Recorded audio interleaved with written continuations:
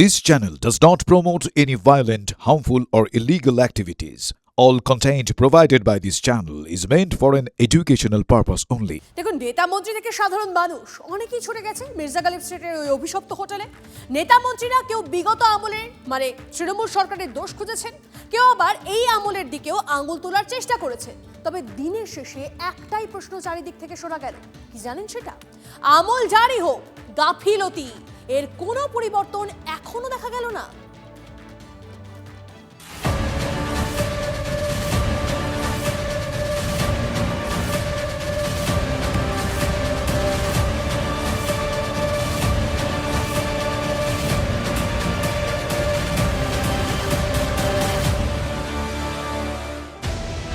New market থেকে হাঁটা পথ মির্জা গালিব স্ট্রিটে, সেখানে অভিশপ্ত হোটেল শিখা ইন। এক বিল্ডিংয়ে গা ঘেঁষাঘেঁষি করে চলতো 10-10টা গেস্ট হাউস। মাঝরাতে ভয়াবহ অগ্নিকাণ্ডে ঘুমের মধ্যেই দম বন্ধ হয়ে মৃত্যু। দমকলের প্রাথমিক অনুমান, আগুন লাগে এসি থেকে।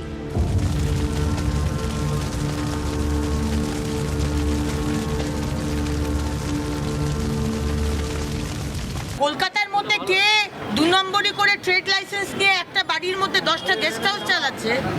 এটা সম্ভব নয়। আমি তো সিএসসি কে বলবো, সিএসসি তো দিয়েছে কেন? এটা তো ওভারলোডিং হয়েছে, যেটা আমার পুলিশ এবং ফায়ার ব্রিগেড বলছেন। আবাসিক ফ্ল্যাটে বাণিজ্যিক গেস্ট হাউস কিভাবে?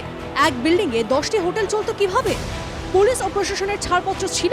পূর্বতন মন্ত্রী যিনি আমার জায়গায় ছিলেন তিনি কি করেছেন? তিনি তো মেয়রও ছিলেন।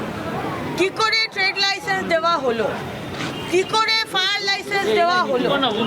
কি করে এইসব জায়গাতে এই রকম বিল্ডিং আরো আছে? নিশানায় মমতা সরকারের 15 বছর। তখন কলকাতা পুরসভাও ছিল তৃণমূলের হাতে। শোভন চট্টোপাধ্যায় মেয়রের চেয়ারে বসেন 16 জুন 2010 সালে। 22 নভেম্বর 2018 সাল পর্যন্ত তিনি মেয়র ছিলেন। তারপর মেয়র হন ফিরহাদ হাকিম। প্রথম দফায় 3রা ডিসেম্বর 2018 থেকে 7ই মে 2020 সাল পর্যন্ত তিনি ভোট চালান। করোনাকালে ভোট পিছিয়ে যাওয়ায় প্রশাসক বসানো হয়, তখনও তিনিই ছিলেন প্রশাসক। দ্বিতীয় দফায় 2021 সালের 28 ডিসেম্বর থেকে 5ই জুন 2026 পর্যন্ত মেয়র পদে ছিলেন ফিরহাদ হাকিম। মন্ত্রী আপনার ওপর দায়িত্ব পাচ্ছেন, দিল্লির হোটেলেও তো মারা গেছে এই জুন মাসে। অত বড় একটা 22 জন 23 জন মারা গেছে। এটা একটা অল ইন্ডিয়া বেসে একটা এসওবি থাকা উচিত। জবাবটা তো ফিরহাদ হাকিমকে দিতে হবে। ফিরহাদ হাকিম মহাশয়, মমতা ব্যানার্জি, অভিষেক ব্যানার্জি, এদেরকে তো দিতে হবে। আপনি কেন ট্রেড লাইসেন্স দিয়েছেন? উনি এত দৌড়দৌড়ি করেন, এই হোটেলগুলো ঘুরতে পারতেন, সেটা বলা আমার উদ্দেশ্য না, কারণ কারোর পক্ষে এটা সম্ভব না। আর ট্রেড লাইসেন্স এখন অনলাইনে, যে কেউ ট্রেড লাইসেন্স পেতে পারে। নজরদারি কোথায়? ফিরহাদ হাকিম যাই বলুন, তার পূর্বতন মেয়র মানছেন গাফিলতি ছিলই।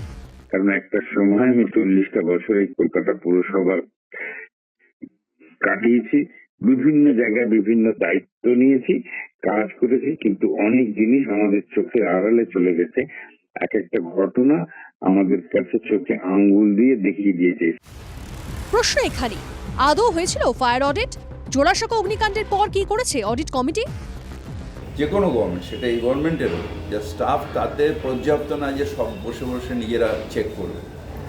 কিন্তু একটা থার্ড পার্টি, যেরকম কর্পোরেশন তাদের বিল্ডিং প্ল্যানের ক্ষেত্রে যেরকম আর্কিটেক্টদের একটা লাইসেন্স দেয়, সেই লাইসেন্সের বেসিসে বিশ্বাসে তারা বিল্ডিংগুলো প্ল্যান পাস করে তাদের তত্ত্বাবধানে থাকে, ঠিক সেইভাবে ফায়ার ডিপার্টমেন্ট একটা থার্ড পার্টি অডিট থাকা উচিত। প্রাক্তন মেয়র একটি যুক্তি খাড়া করলেন বটে, কিন্তু সমাধান কি? অগ্নিকাণ্ডে এভাবেই বেঘোরে প্রাণ যাবে?